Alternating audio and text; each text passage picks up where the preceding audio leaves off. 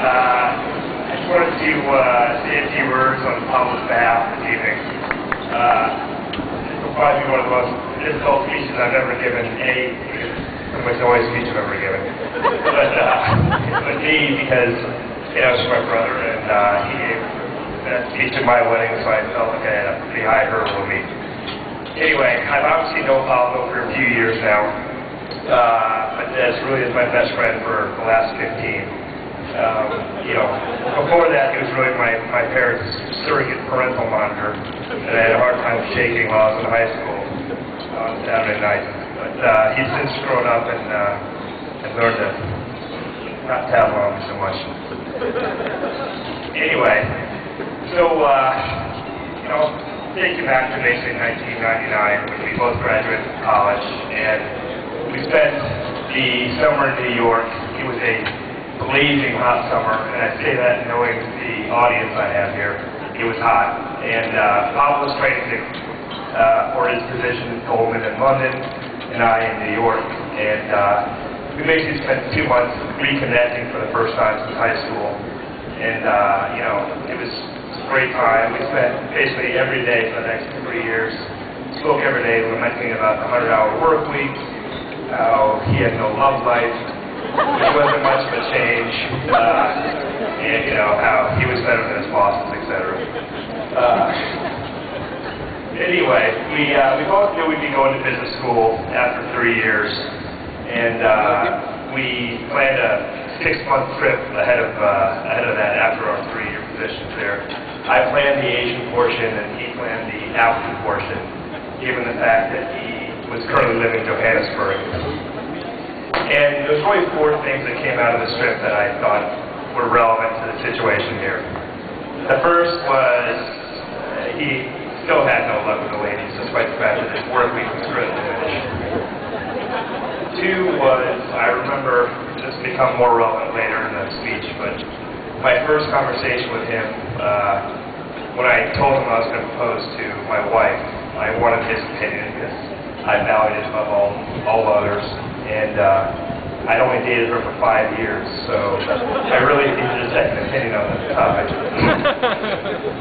And the most important thing I had to overcome was the topic of how do I tell my mom, because I knew that wouldn't be particularly easy. He gave me phenomenal advice, patted my shoulder and said, "Good luck with that," and walked away. The third point of the trip was the planning of the trip. He spent perhaps a grand total of 5 minutes.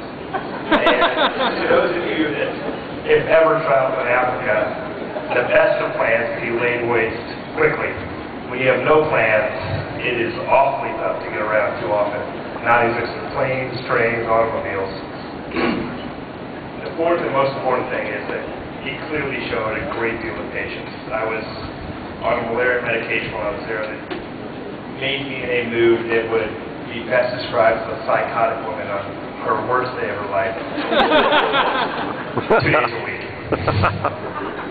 So, I just let you know that you can pretty much do whatever you want, and he'll forgive you for it. I'm quite confident in that.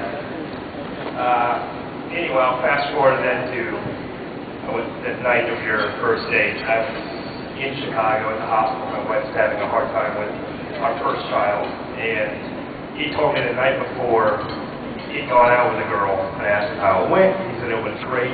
She showed up for dinner 2 hours late, but besides that, it went really well. I said, well, she's not going to last.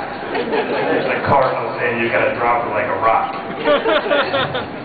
And he said, no, she's really good looking.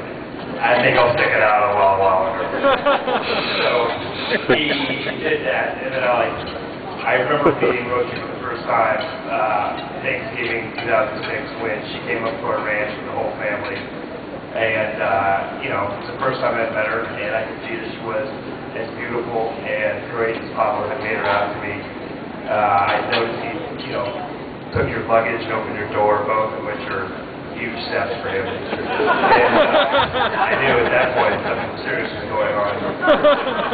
And the next time we met, you passed with a significant test with, there were 15 extremely sober people at his 30th birthday party, which is through for him, and handled it with phenomenal grace.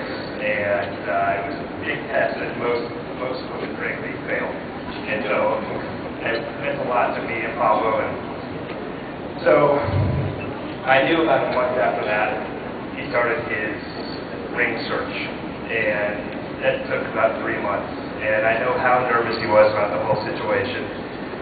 But the one thing I felt great about was when he told me the conversation with your father, when your father looked at him very solemnly in the eyes, patted you on the shoulder and said, "Good luck." Give me a lot of your good advice to me that one day in Burma. Anyway, Rochi, I just wanted to welcome you to our family and tell you that, we love you, and I can see why Pablo loves you. You're an extremely beautiful, charming, great person that everyone loves to be around. And in a slightly biased manner, I can see why you feel the same about Pablo. And, I wish you all the luck and hope you have a wonderful life together. So, I just want to raise our glass to you.